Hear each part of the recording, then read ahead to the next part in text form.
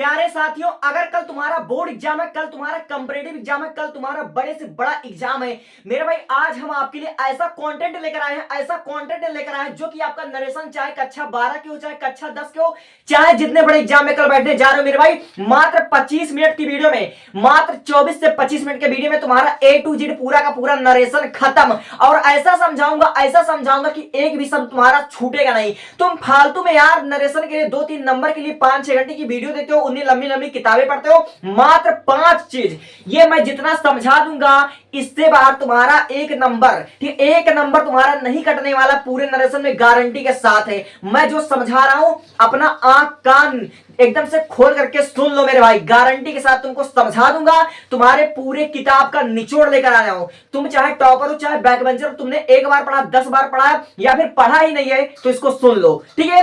आप लोग तो अच्छी तरीके से जानते हो कि इन्वर्टेड कामा के अंदर जो चीज रहता है उसको हम रिपोर्टेड स्पीच कहते हैं, बाहर रहता है उसको रिपोर्टिंग स्पीच कहते हैं। इतना आपको पता है ना, बस काफी है। अब सुनो क्या करना है।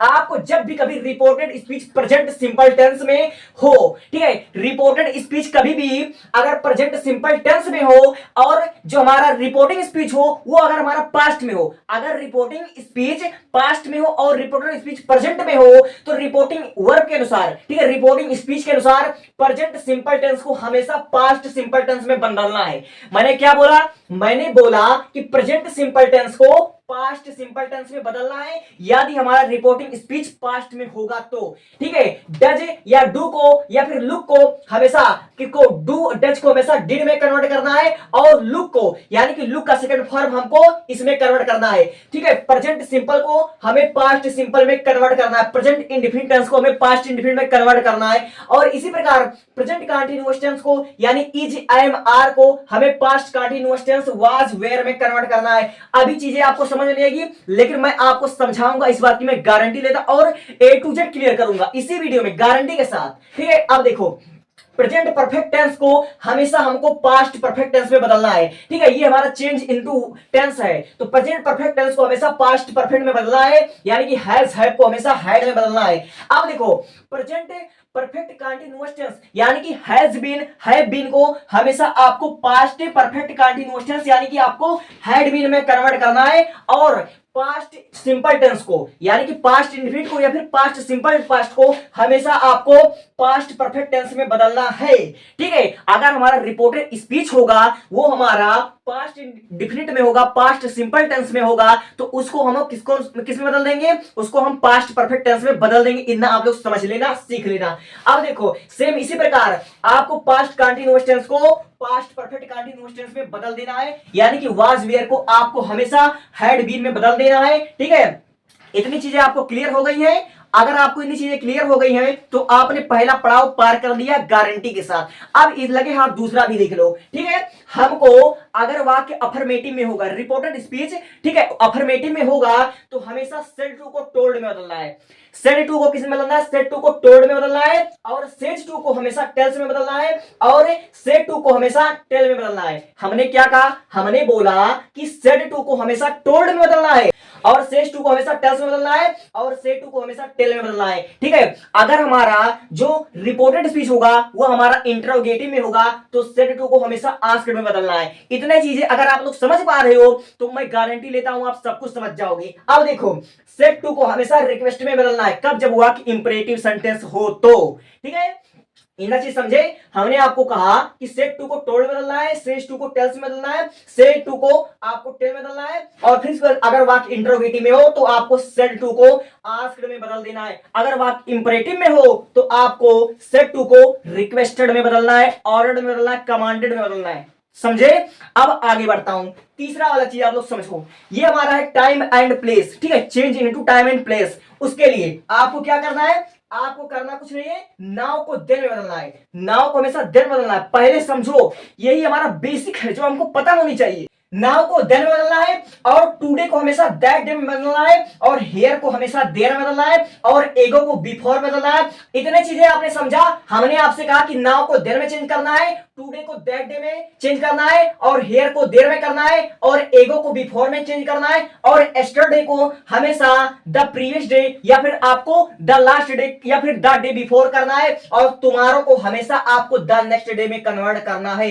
तो इतनी चीजें आपको क्लियर हो गई होगी। अब देखो चौथा चीज और पांचवा चीज जान जाओ। तुम्हें को मैं 100 एग्जाम्पल करवा देता हूं, और मैं नहीं करूंगा, तुम भी साथ साथ करोगे और मुझसे पहले कर लोगे, इतना मैं विश्वास दिलाता हूं। अब इधर देखो, हमेशा फर्स्ट पर्सन जब भी आपको डायरेक्ट से इनडायरेक्ट में बनाना हो, तो जो हमारा रिपोर्टेड स्पीच का जो हमारा वो होता है, सब्जेक्ट होता है, वह किसके अनुसार चेंज होगा? जो हमारा फर्स्ट पर्सन होगा यानी कि आई और वी होगा, वह रिपोर्टिंग स्पीच के सब्जेक्ट के अनुसार हमारा बदलेगा। हमने कहा कि रिपोर्टेड स्पीच का जो हमारा फर्स्ट पर्सन होगा, वह रिपोर्टिंग स्पीच के सब्जेक्ट के अनुसार बदलेगा, और जो हमारा रिपोर्टेड स्पीच का, ठीक है, सेकंड पर्सन होगा सब्जेक्ट, अगर सेकंड पर्सन होगा जैसे यू हुआ, योर हुआ, तो वह रिपोर्टिंग स्पीच के ऑब्जेक्ट के अनुसार चेंज होगा। और हमने कहा कि थर्ड पर्सन जो होगा, ही होगा, सी होगा, इट होगा, उसमें कोई चेंज आपको नहीं करना है। अब देखो, ये हमारा सबसे इंपॉर्टेंट पार्ट है, सबसे इंपॉर्टेंट पार्ट है। कुड को, उड को, माइट को, शुड को,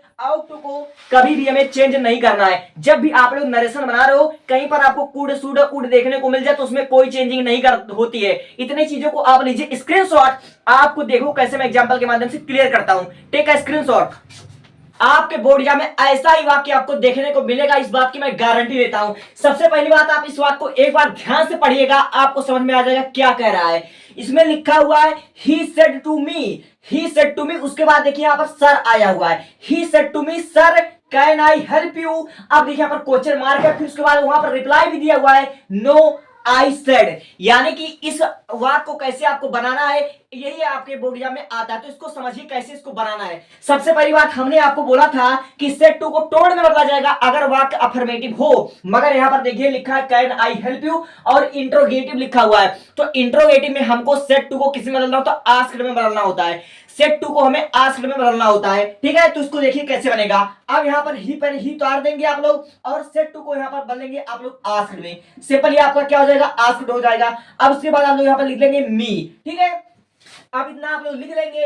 अब देखिए यहां पर लिखा हुआ सर, ठीक है, यहां पर सर लिखा हुआ है, ठीक है। तो सर के जगह आपको रिस्पेक्टफुली का यूज करना है। जब भी आपको कभी भी ऐसे वाक्यों में सर दिख जाए, मैडम दिख जाए, या फिर ऑनर दिख जाए, या फिर कोई ऐसा सम्मानजनीय पद दिख जाए, तो आपको उसके स्थान पर यहां पर रिस्पेक्टफुली का यूज करना है, ठीक है। तो यहां पर क्या लिखोगे आप लोग? रिस्पेक्टफुली, ठीक है। तो यहां पर आप लोग लिख दो रिस्पेक्टफुली, RESPECTFULLY,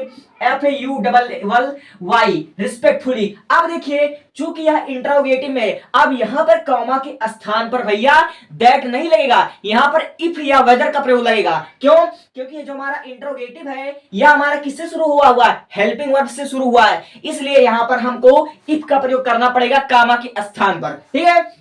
तो यहां पर लिखोगे आप लोग इफ है, इफ का प्रयोग करो या वेदर का प्रयोग करो। अब देखो लिखा है कैन आई हेल्प यू, यह इंट्रोगेटिव में है, इसको आप लोग इंडायरेक्ट बनाते समय किसमें कन्वर्ट कर दोगे? अफर्मेटिव में। तो देखिए आई क्या है? आई फर्स्ट पर्सन है, आई फर्स्ट पर्सन है, और फर्स्ट पर्सन किसके अनुसार चेंज होगा? रिपोर्टिंग स्पीच के सब्जेक्ट के अनुसार, यानी कि इसके अनुसार चेंज होगा। तो यहां पर ही का सब्जेक्ट केस यहां पर हो जाएगा ही, ठीक है। अब देखिए यहां पर देखिए कैन आई हेल्प यू, या किसमें? हमारा प्रेजेंट इंडेफिनिट टेंस में है, और हमने आपको बताया था कि प्रेजेंट सिंपल टेंस हमेशा पास्ट में कन्वर्ट होगा, ठीक है। और कैन हमेशा कुड में हो जाएगा, ठीक है। तो यहां पर आप लिखोगे कुड, CULD, ठीक है, आपका कुड हो जाएगा। अब देखिए लिखा था कैन आई हेल्प यू, तो यहां पर आपका हो जाएगा ही कुड हेल्प, यहां पर लिख दोगे आप लोग, यहां पर क्या लिखोगे?